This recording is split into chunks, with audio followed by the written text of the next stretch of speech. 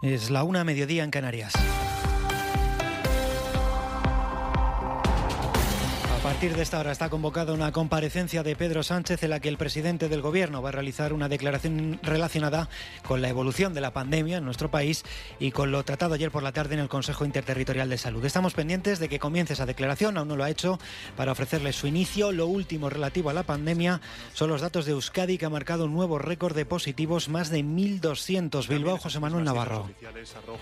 170 positivos, que suponen un nuevo récord de contagios en Euskadi desde el comienzo de la pandemia, aunque con más de 14.000 pruebas PCR. Hoy han entrado en vigor las restricciones aprobadas ayer para los pueblos vascos con una especial incidencia del virus, a los que se les recomienda también que se autoconfinen, y a esa lista de 25 pueblos aprobadas ayer, hoy se añaden otros 3 municipios más: Mondragón, Vergara y Ortuella. La tensión hospitalaria sigue aumentando y los pacientes en las UCIs vascas ya son 69, el peor registro de esta segunda ola. Vamos ya, Moncloa acaba de comenzar esa comparecencia de Pedro Sánchez. La llegada del frío, la llegada también de la lluvia, la incidencia de las enfermedades respiratorias estacionales, como por ejemplo la gripe, conforman un contexto propicio para propagar la epidemia y para volver a tensionar, como lo está ya, nuestro sistema de salud. Todos hemos visto que desde hace semanas la mayoría de las comunidades autónomas, que son las competentes en el ámbito sanitario y la salud pública, han venido adoptando medidas suplementarias para frenar los contagios. Yo quiero reconocer el esfuerzo que están haciendo todos y cada uno de los gobiernos autonómicos en este sentido. La reducción de aforos, como estamos viendo, la limitación también de reuniones hasta 6 personas, la reducción de horarios en sectores muy importantes en nuestro país, como la hostelería o como el comercio, son las medidas más frecuentes, también las más eficaces, que se han aplicado en muchos municipios y en muchas comarcas de nuestro país. Pero también se han adoptado cierres mucho más duros, como por ejemplo cierres perimetrales en algunos lugares, desde pequeños municipios como Eljas en Cáceres a grandes capitales como Madrid, Zaragoza, Salamanca o Burgos, e incluso a una comunidad entera como es la Comunidad Foral de Navarra. Se han anunciado también restricciones a la movilidad nocturna en Granada o en la Comunidad Valenciana, por citar los últimos ejemplos. Permítame una reflexión. En el Consejo Europeo que celebramos la pasada semana, pude comprobar de primera mano la preocupación compartida con la que el conjunto de países europeos vive el aumento de los contagios. En este sentido, como España, todos los países europeos se ven también en la obligación de aplicar o de endurecer medidas que pongan freno a la transmisión del COVID-19.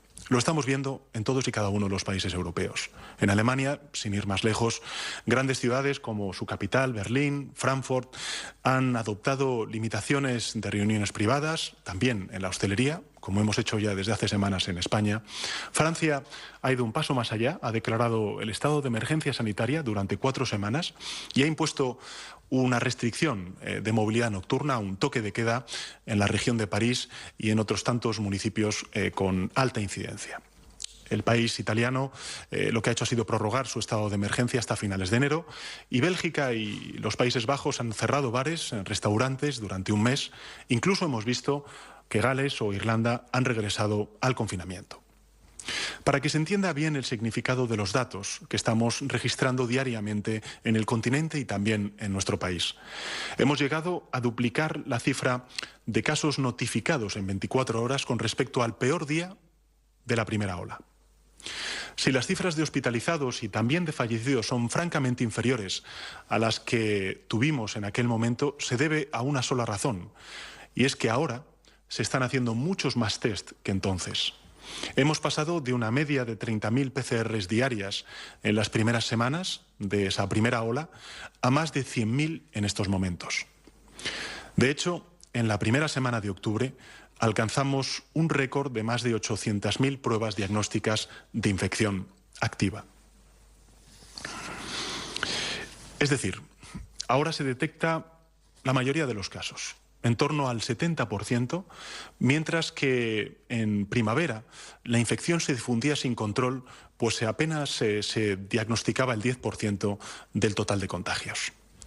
Para que se hagan una idea de lo que significa esto, cuando oficialmente registramos a principios del mes de julio, después del estado de alarma, que existían en nuestro país en torno a 250.000 personas contagiadas de COVID-19 en España, la realidad es que el número de contagios entonces era 10 veces superior a la registrada oficialmente. Esto es, en torno a 2,5 millones de ciudadanos, de ciudadanas, según puso de manifiesto un estudio de cero prevalencia de un acreditado instituto público como es el Instituto Carlos III. La razón es que en la primera ola el virus se propagaba fuera de control y ninguna nación, ningún país, ningún territorio podía ni siquiera precisar con exactitud el número de contagios. Por consiguiente, cuando acabamos de alcanzar en esta semana el registro oficial de 1 millón de contagios, los estudios de cero prevalencia que han hecho las instituciones públicas con expertos científicos a la cabeza indican que el número real de personas que han estado infectadas en nuestro país por COVID-19 supera ya los 3 millones de compatriotas. Por eso, cuando ahora hablamos de 1 millón de contagios, debemos ser conscientes de que realmente el número de personas que ha sufrido la enfermedad en nuestro país supera los 3 millones de compatriotas. Como he dicho, desde que concluyó el estado de alarma hace 4 meses, las comunidades autónomas han venido adoptando numerosas iniciativas para contener la propagación del virus. Sin embargo, resulta evidente que su difusión no ha desaparecido. Mi obligación como presidente del Gobierno es ser fiel a la realidad y exponerla sin adornos y con toda crudeza a los ciudadanos y ciudadanas. La situación es grave. Y entre todos debemos actuar con determinación, con la máxima disciplina social y con la necesaria e imprescindible unidad, protegiendo la salud pública de todos y unidos todos frente al virus. El objetivo vuelve a ser el que conocíamos en la primera ola: contener la pandemia, doblegar la segunda curva, igual que lo hicimos, como he dicho antes, hace medio año con la primera ola. Es verdad que en este otoño nuestras defensas sociales están más bajas. Acusamos el cansancio de una emergencia sanitaria que dura ya demasiado. Pero también tenemos que ser justos con nosotros mismos y subrayar algunas de las fortalezas importantes que tenemos respecto a la primera ola. La primera de esas fortalezas, la primera de esas ventajas, es que hacemos muchas más pruebas y eso nos permite identificar a la mayoría de las personas infectadas y, en consecuencia, prevenir nuevos contagios. La segunda fortaleza, la segunda ventaja que tenemos es que, afortunadamente, nuestro sistema sanitario hoy se ha aprovisionado con amplitud de equipos de protección y también de instrumental médico que escasearon, desgraciadamente, en la primera ola. La tercera ventaja es que nuestra sociedad tiene un mayor conocimiento, tenemos todos un mayor conocimiento sobre las vías de transmisión. Estamos mucho más concienciados sobre la eficacia, por ejemplo, de las medidas de higiene, de lavado de mano, la distancia social, el uso regular de la mascarilla que vemos en todos nuestros compatriotas cuando estamos en la calle. Esto nos permite escalonar y también graduar las medidas según evolucione la pandemia y también nos permite focalizar más las medidas para actuar con más contundencia en los lugares donde el problema es mayor. La situación no es comparable a la del 14 de marzo.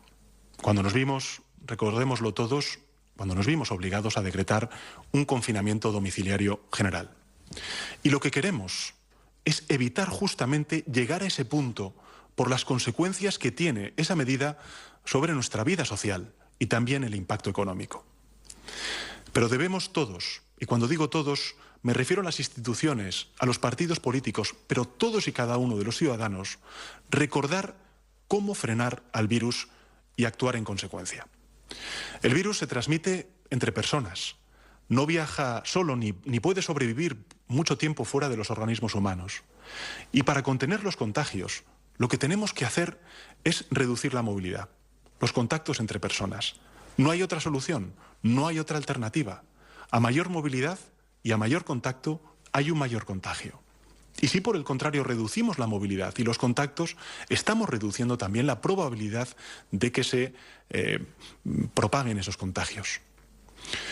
De hecho, los estudios realizados recientemente por nuestros técnicos, por los técnicos de salud pública de todas y una de las comunidades autónomas y también del Ministerio de Sanidad, revelan que los principales focos de transmisión se sitúan en donde todos imaginamos que se están transmitiendo el virus.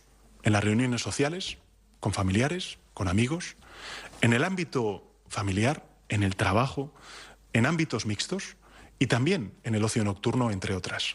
Por tanto, para frenar los contagios hay que limitar al máximo todo lo posible las situaciones en que esos contagios se están produciendo. Y en consecuencia las medidas que deben tomarse afectan en algunos casos a la movilidad de las personas, en otros limitan el aforo de ciertos locales y en otros afecta al número de personas que participen en reuniones y también al horario en que se producen esas reuniones. Nuestro objetivo es reducir contagios, porque reduciendo contagios estamos salvando las vidas de muchas personas y de ese modo también estamos salvando empleos y estamos salvando empresas y estamos consolidando la recuperación de nuestra economía. Por eso tenemos que intensificar la acción para doblegar la curva. El Ministerio de Sanidad ha estado durante todos estos meses, desde la pandemia, pero especialmente después del estado de alarma, trabajando en coordinación con las comunidades autónomas, realizando un seguimiento exhaustivo y a diario de la evolución de la pandemia. En la reunión que mantuvo ayer el Consejo Interterritorial del Sistema Nacional de Salud, que como saben ustedes reúne al Ministerio de Sanidad y también a las consejerías de salud de todas y cada una de las comunidades autónomas, se tomaron varias decisiones importantes y se tomaron en base a las recomendaciones de la Organización Mundial de la Salud, al Centro Europeo para la Prevención y el Control de las Enfermedades y también al CAES dependiente del Ministerio de Sanidad. En particular, me gustaría enumerar las siguientes. Se fijaron 4 niveles de riesgo, de alerta, para cada unidad territorial, bajo, medio, alto o extremo. Estos 4 niveles se definen en base a unos indicadores que definiré a continuación y se detallaron las actuaciones que deben adoptarse en cada unidad territorial según el nivel de riesgo que exista. Todo ello define una suerte de semáforo que describe la situación de cada territorio y las medidas que deben adoptarse en él.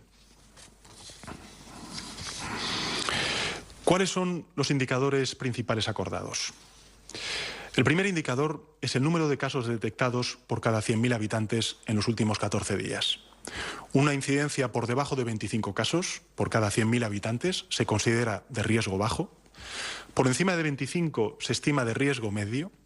Una incidencia de 150 casos se considera de riesgo alto. Y si la incidencia supera los 250 casos por cada 100.000 habitantes, se considera de riesgo extremo. Este indicador se complementa con los niveles de incidencia de los últimos 7 días. La incidencia específica en los mayores de 65 años, que es el colectivo más vulnerable al COVID-19, el nivel de positividad de las pruebas que se realizan en todos y cada uno de los territorios y el porcentaje de casos con trazabilidad, es decir, que se conozca exactamente cuál es el origen de la infección. El segundo marcador será el grado de ocupación de los servicios hospitalarios y también de las camas UCI. Se considerará riesgo muy alto si el número de camas ocupadas por pacientes de COVID supera el 15% en hospitalización global y el 25% en el caso de las camas de UCI.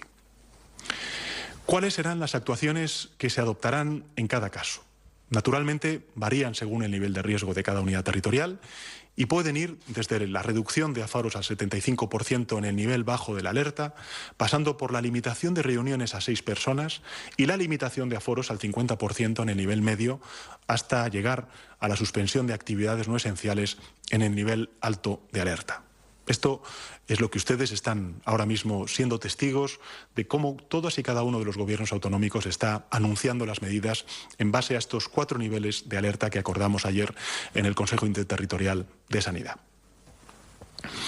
Cuando un territorio alcance el nivel de alerta 4, es decir, la alerta extrema, deberán adoptarse medidas excepcionales que podrán requerir también la activación de un instrumento constitucional que es el estado de alarma.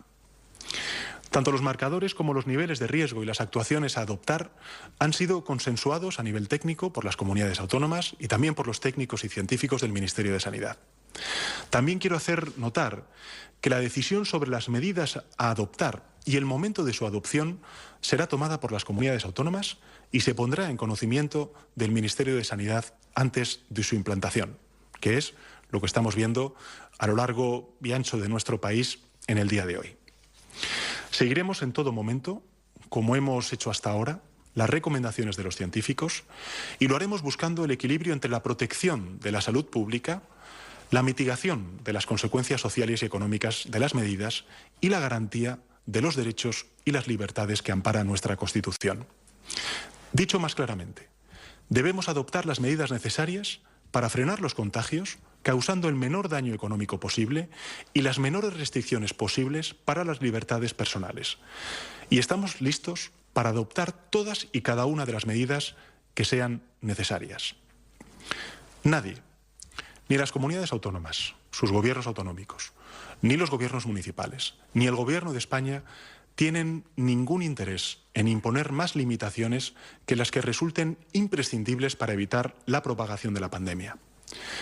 Pero necesitamos, y esta es la reflexión que me gustaría hacerles, necesitamos la máxima colaboración, conciencia y disciplina ciudadana. Las próximas semanas, los próximos meses, ahora que entramos en el invierno, serán duros, muy duros. Es cierto que contamos con la experiencia de haber doblegado la curva una vez y podemos lograrlo otra vez con menores sacrificios. Quiero en esto ser muy claro. Queremos y debemos evitar a toda costa recurrir a un nuevo confinamiento domiciliario como el que vivimos durante semanas en primavera. Sabemos los sacrificios que comporta, las consecuencias económicas y sociales que acarrea, y para ello debemos ser disciplinados, concienciarnos al máximo. Les propongo que nos fijemos objetivos a lograr durante las próximas semanas. Un reto colectivo. España hoy sufre una incidencia acumulada, según los datos que conocimos ayer, de 348 casos por cada 100.000 habitantes. Recordemos que el estado de mayor riesgo era por encima de 250 casos por cada 100.000 habitantes. España tiene, en términos agregados, 348 casos por cada 100.000 habitantes. Debemos lograr una incidencia acumulada por debajo de los 25 casos por 100.000 habitantes. Esto es, tenemos mucho camino por recorrer.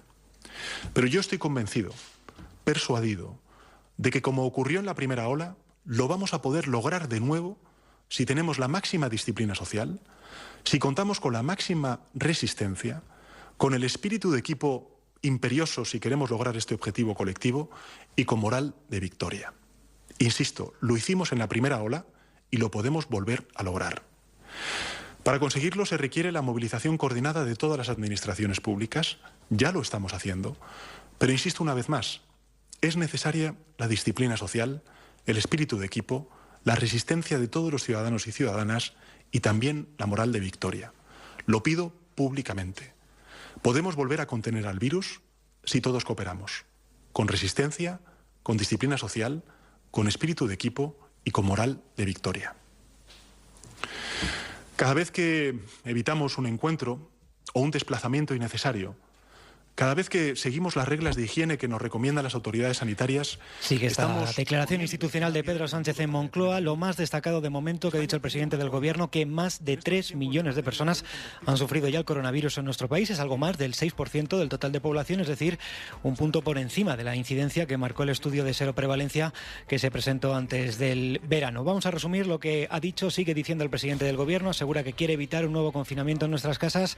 Inma Carretero, buenas tardes. Sí, buenas tardes. Ha dicho el presidente que la situación es grave, que no puede ocultar su preocupación y lo que ha pedido sobre todo es disciplina social, espíritu de equipo para volver a doblegar la curva y con un reto colectivo que propone. España está ahora en 348 casos por cada 100.000 habitantes y el reto es quedar por debajo de los 25 casos. Cree que es posible con la colaboración de todas las administraciones y el esfuerzo y la conciencia ciudadana.